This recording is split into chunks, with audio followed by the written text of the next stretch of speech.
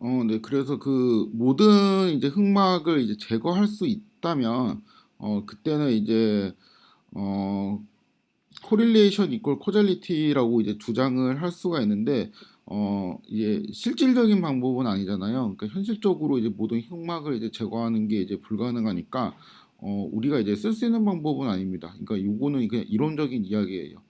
그래서 우리가 그럼 쓸 수 있는 방법은 뭐냐? 그 두 가지 어프로치가 있는데 하나는 이제 실험계해법, 그다음에 하나는 이제 인과추론입니다. 이제 둘 다 모티브는 똑같아요. 이제 세상에 있는 모든 그 은닉 변수를 다 찾아가지고 내가 통제할 수는 없어요.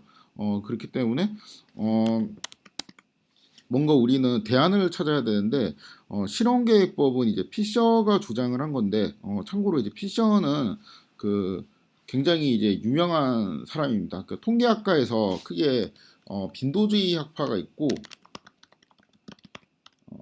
그다음 베이지안 학파가 있거든요. 이 빈도주의 학파의 수장이라고 보시면 돼요. 피셔가 그래서 주장을 한 내용이 뭐냐면은 그 실험계획이라는 걸 이제 잘 하면은 흑막을 제거한 거랑 비슷한 효과가 있다. 그러니까 이 결국에는 이제 무작위로 랜덤으로 이제 사람을 잘 뽑아가지고 실험을 해야 된다는 거죠. 그러니까 만약에 담배가 이제 폐암의 원인이 된다. 그러니까 그 인과성, 그러니까 코잘리티를 너희가 보이고 싶다면은 무작위로 이렇게 뭐 노인이든 아니면 뭐 잘생긴 사람이든 어떠한 그룹의 사람을 그냥 무작위로 뽑아가지고 예를 들어 갖고 뭐 100명씩 이렇게 100명씩 무작위를 뽑아갖고 여기 처음에 있는 100명은 강제로 몇십 년 동안 이제 담배를 피우게 하고 여기 있는 100명은 담배를 이제 피우지 않게 하고 뭐 이런 식으로 실험을 해서 이제 추적을 해갖고 여기 그 강제적으로 뽑은 100명이 훨씬 이제 폐암이 이제 많이 걸렸다 이러면은 이제 그 인정이 된다는 거죠. 그 인과성이 인정이 된다는 겁니다.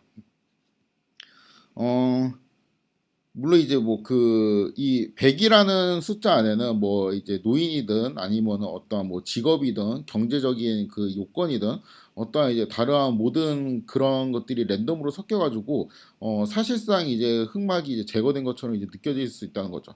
물론 이 100이라는 숫자는 이렇게 커지면 커질수록 당연히 좋겠죠. 그렇죠? 가능하다면. 어 근데 이제 요 방법도 그게 한계가 있죠. 그러니까 방금 말한 이 담배 같은 케이스에는 그렇게 할 수가 없잖아요, 사실. 그러니까 어떤 사람들을 무작위로 진짜 뭐 한 뭐 10만 명씩 이렇게 뽑아가지고 강제로 몇십 년 동안 담배를 피게 하고 이러기는 이제 힘드니까 또 안 뽑힌 사람들은 강제로 참아야 되는 거잖아, 어떻게 보면. 그렇죠? 이 요러한 방법이 이제 좀 현실적으로 불가능한 경우가 많이 있으니까 요즘은 이제 이러한 방법 많이 씁니다. 그러니까 쓰려고 노력을 하고 있어요. 최근 몇 년 사이에 많이 이제 주목받는 방법인데 그 실험을 한 데이터가 아니고 비실험 데이터. 그러니까 데이터가 이제 실험을 통해 가지고 이렇게 계획적인 실험을 통해서 얻어진 데이터는 아닌데 하여튼 이 그 흑막을 제거한다는 거는 가능한 그러니까 생각 가능한 모든 변수들을 이제 비슷한 애들끼리 묶어주는 거잖아요. 근데 우리가 이제 비실험 데이터지만 모인 데이터 양이 이제 엄청나게 많으면은 최대한 이거를 이제 성향이 비슷한 그룹끼리 이제 매칭을 시켜가지고 볼 수도 있죠. 그러니까 뭐 이 불가능하지만 예를 들어서 전 세계의 이제 모든 사람들이 뭐 나이나 이러한 그 성별이나 아니면 뭐 어떤 이제 질병 유무 등등등 모든 스펙이 이제 다 공개가 되어 있고 그 사람이 이제 담배를 피웠는지 안 피웠는지 그래서 마지막에 이제 폐암이 걸려 있는지 안 걸려 있는지 뭐 이런 것들이 이제 모아놓은 데이터가 진짜 뭐 몇십억 개 된다. 그러면 이제 그 중에서 성향이 이제 비슷한 사람들끼리 이제 대충 묶어가지고 보면은 사실 이게 흑막을 그 제거하는 거. 그러니까 생각 가능한 응립 변수들을 찾아갖고 이제 통제하는 거랑 이제 비슷한 효과가 있을 수 있습니다.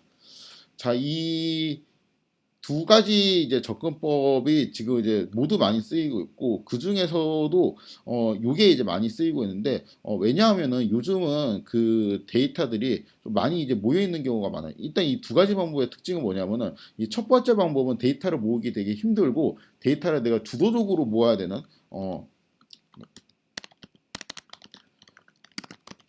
이거는 내가 데이터를 그쵸? 내가 데이터를 모아하고 이왕 모을 거면 잘 생각해서 계획적으로 모으면 좋겠다는 거죠.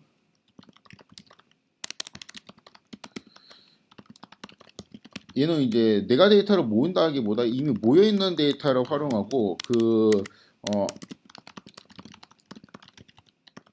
요거는 이제 계획을 잘하면은 예를 들어서 한 500명, 1000명 요 정도로도 이제 충분할 수 있는데 여기는 이 가능한 흑막들을 이제 비슷하게 매칭을 해야 되니까 데이터가 엄청 많아야 돼요. 그래가지고 이 데이터가 이제 많아야 한다는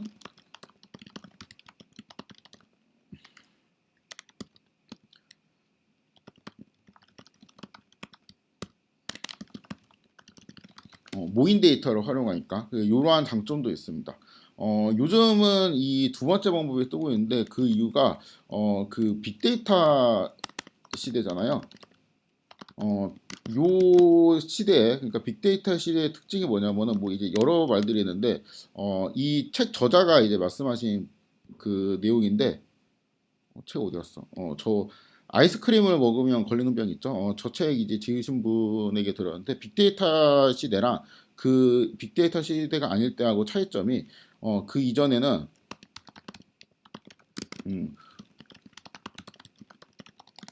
우리가 데이터를 모아야 됐대요. 그러니까 우리가 어디 쫓아다니면서 설문조사하고 이거 정말 죄송한데 이거 체크 좀 해주시면 안 될까요? 저희가 이제 뭐를 조사하고 있어서 이러면서 내가 이제 돈과 시간과 노력을 들여갖고 데이터를 모아야 되는데 빅데이터 시대가 이제 오면서 데이터가 어딘가에 모여 있어요. 그 모인 데이터를 우리가 이제 잘 활용하면 이제 되는 그런 시대가 온 거죠.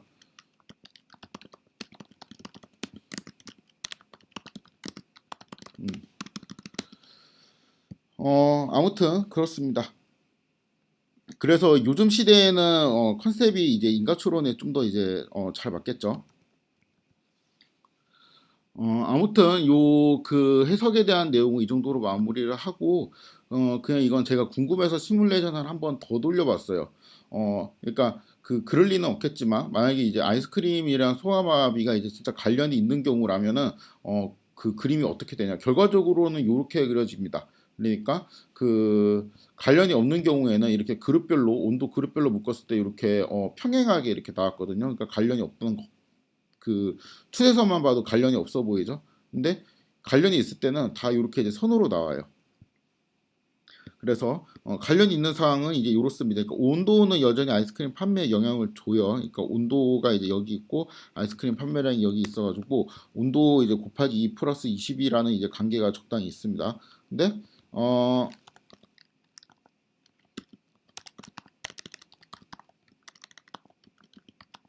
이게 지금 새로 찍고 있는 거라서 위에서부터 그냥 한번 실행해야 되겠다.